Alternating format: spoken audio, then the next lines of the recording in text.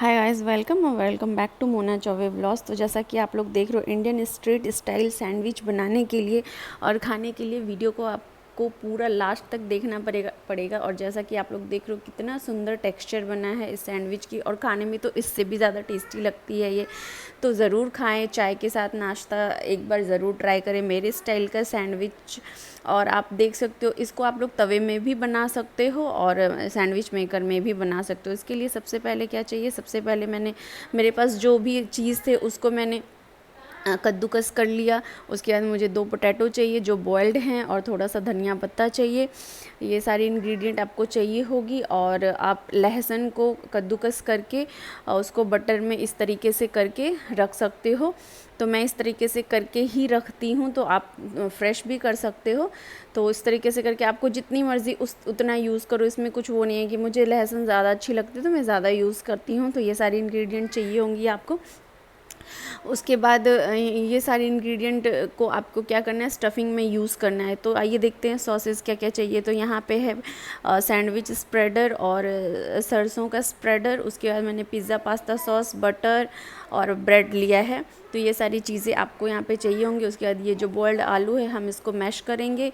इसको मैश करने के लिए मैंने अपने क्लीन हाथों को यूज़ किया है, बिकॉज़ मुझे सही लगता है कि हाथों से अच्छे से मैश हो जाती है ये। उसके बाद हम लोग यहाँ पे जितनी भी सारी चीज़ें हैं, जैसे कि चीज़ हैं, गार्लिक है, ये सारी चीज़ें इसमें मिक्स कर देंगे। धनिया का पत्ता है, तो जैसा कि मैंने इसमें भी चीज़ मिक्स कर रही हूँ मैं। उसके बाद मैं इसमें ये सारी चीज़ मैं इसमें मिक्स कर दूँगी। और थोड़ा सा भी आपको चीज़ जितनी मर्ज़ी हो आप उतना खा सकते हो इसमें। और हाँ, मेरे पास पनीर उस दिन नहीं थी, आप चाहो तो इसमें पनीर भी ग्रेट करके दे सकते हो। तो पनीर से स्वाद और भी ज़्यादा अच्छी हो जाती है, स्टफिंग की स्वाद और भी ज़्यादा इन्हेंस हो जाती है। यहाँ पे मैंने गार्लिक जो रखा था बटर में रोस्ट करके, मैंने वो डाल दिया, धनिया का पत्ता डाल दिया।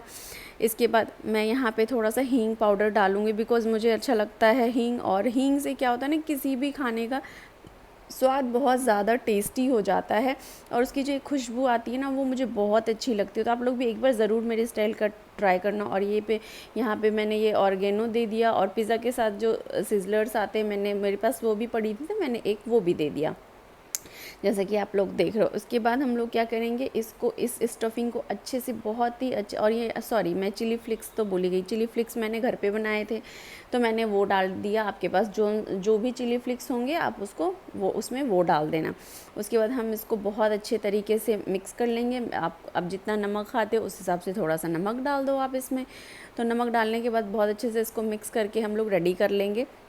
उसके बाद ब्रेड में हम लोग थोड़ा थोड़ा बटर लगाएंगे।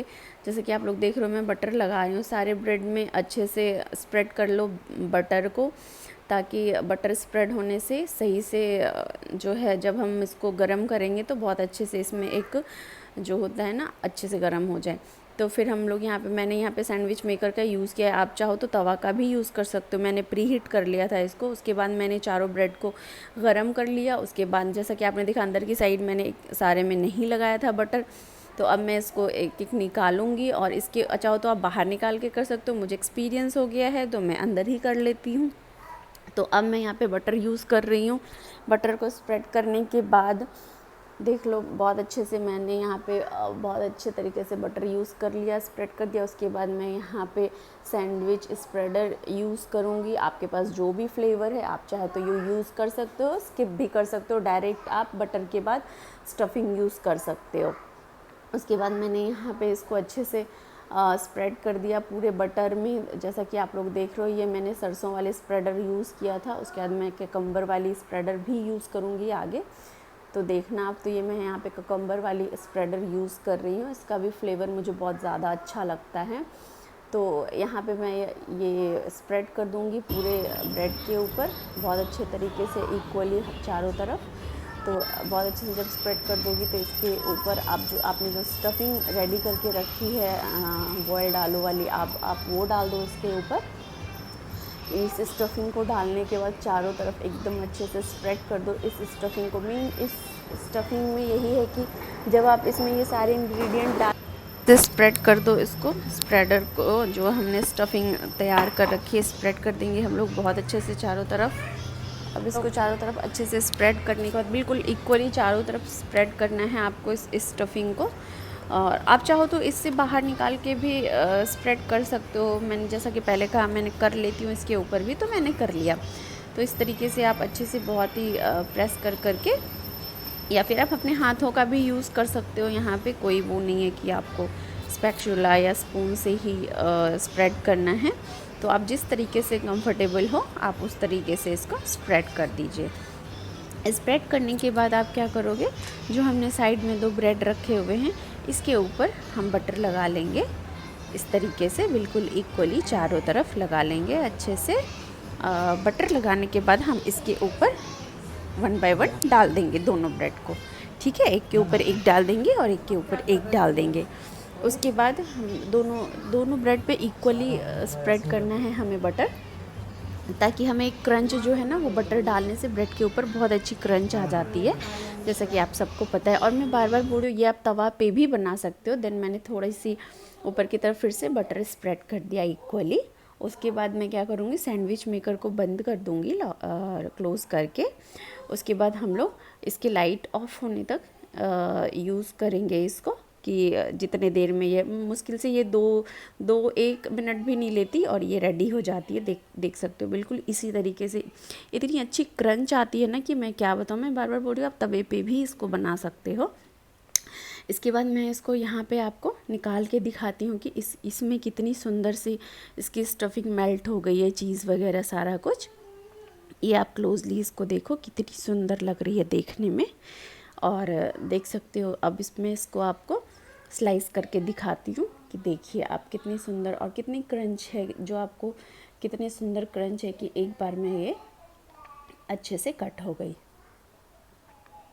देखो जैसा कि आप लोग देख रहे हो, और बहुत ही टेस्टी लगती है, बहुत स्वादिष्ट लगती है। आप चाहो तो मॉर्निंग के स्नैक्स में इसको इवनिंग के स्नैक्स में यूज़ कर सकते हो, या मॉर्निंग के ब्रेकफास्ट में भी आप इसको यूज़ कर सकते हो। तो ज़रूर आप लोग बनाएं, आप लोग खाएं, और ज़रूर मेरे कमेंट सेक्शन में बताइएगा कि कैसा बना। चलिए, वीडियो को पूरा देखने के लिए थैंक यू सो मच। आगे भी आप लोगों को ऐसे ही अच्छे अच्छे टेस्टी रेसिपीज़ अगर देखनी है तो प्लीज़ मेरे चैनल को सब्सक्राइब कर लीजिएगा। मेरे चैनल का नाम है मोना चौबे व्लॉग्स। तो मैं भी मेहनत कर रही हूँ, चाहती हूँ कि आप लोग मुझे थोड़ा सा सपोर्ट करें, थोड़ा सा प्यार करें, और बाकी तो मैं आप लोगों के लिए अच्छे वीडियोस लाती रहूँगी। तो बस आप लोग बनाइए और खाइए और बताइए कि कैसा लगा आप लोगों को आज का मेरा ये sandwich, Indian street style sandwich. तो ज़रूर बनाइएगा, ज़रूर ट्राई कीजिएगा। चलिए, वीडियो को पूरा देखने के लिए thank you so much. Bye bye. Enjoy कीजिए आप लोग अपना ब्रेकफास्ट।